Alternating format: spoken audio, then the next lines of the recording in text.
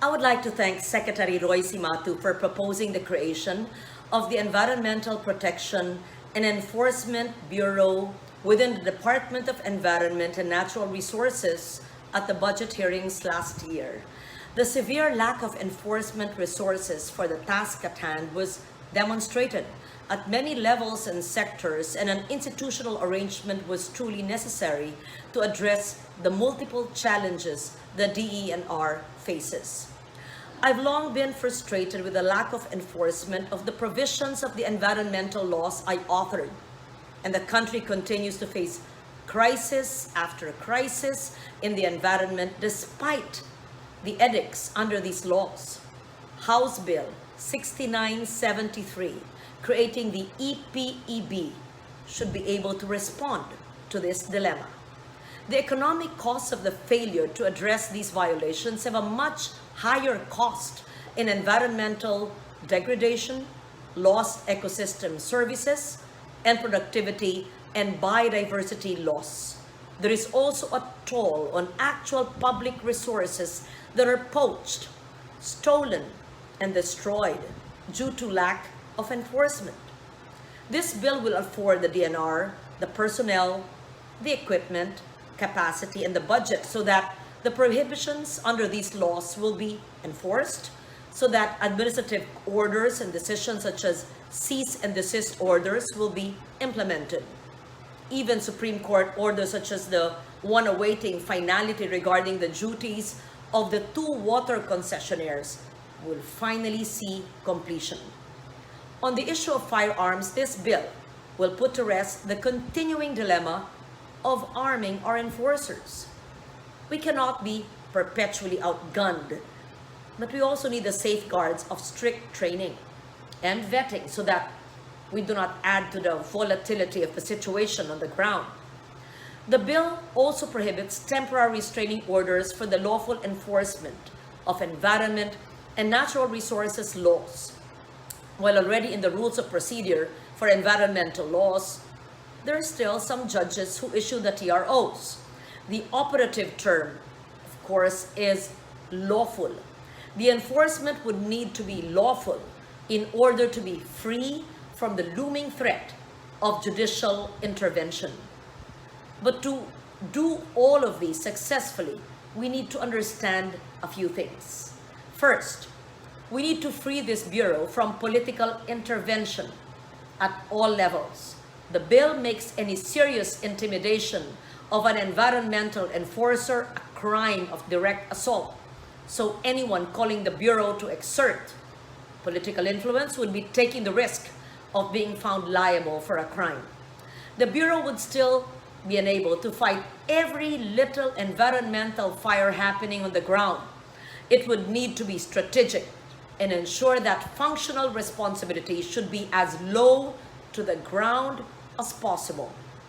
As long as the locals have the competence and legal authority to perform this function, the Bureau should merely assist, and for those who do not have the competence, it will be the Bureau's strategic role to capacitate the locals to address environmental threats.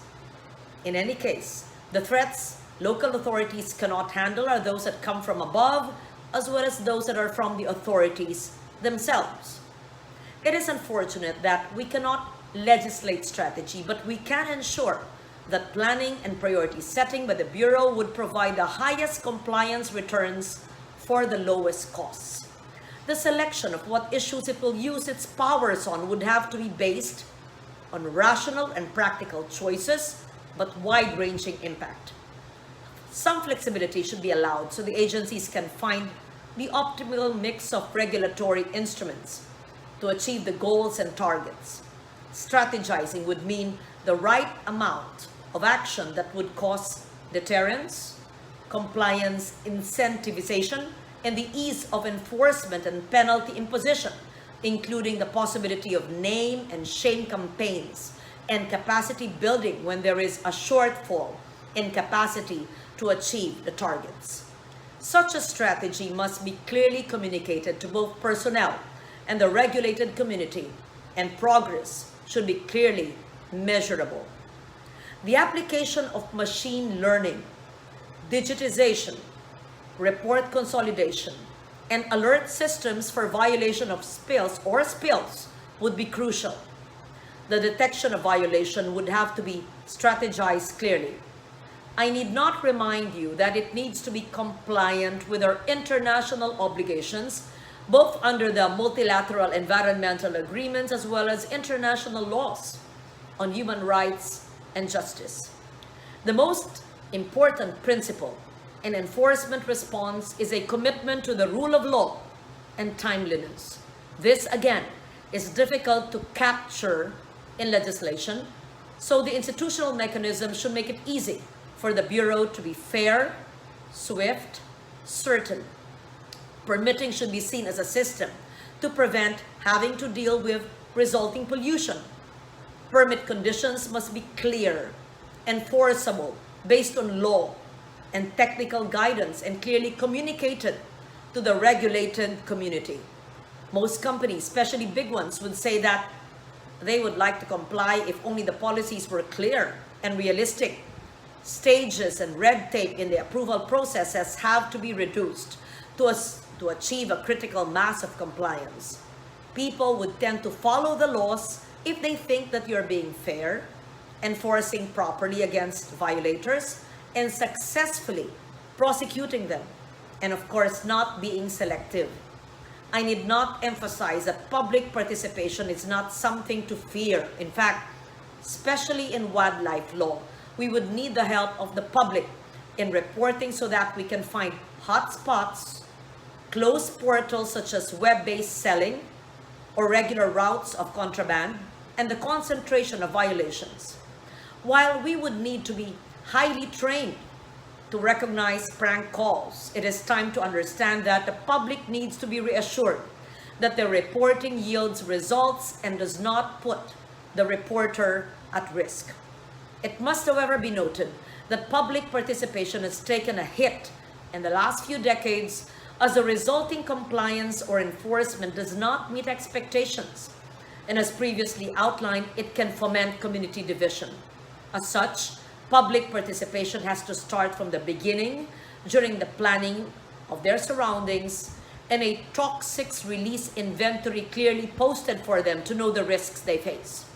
There needs to be procedures for notice and comment on the plan and the possibility of citizen enforcement, where majority of our citizens are willing and able to prevent ecological damage by mass action.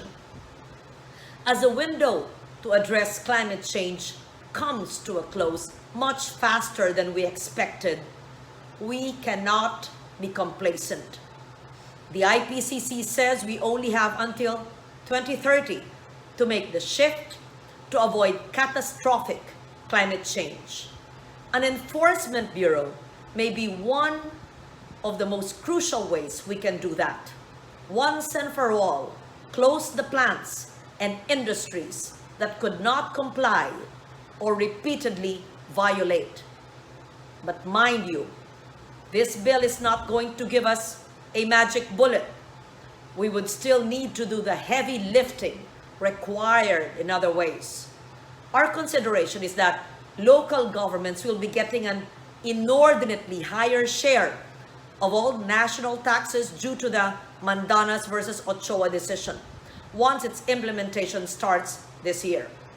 It would be useful to also pass House Bill 1059 that makes the appointment of environment and natural resources officers in all provinces, cities, and municipalities mandatory. With the Supreme Court decision, local governments are expected to add to their responsibilities the close monitoring of the implementation of environmental laws and regulations. The MENROS, city ENROS, provincial ENROS should be the first line of defense. Hence, MENRO-SENRO bill, which should also expound on the larger responsibilities of LGUs at their level of competency, resources, and authority.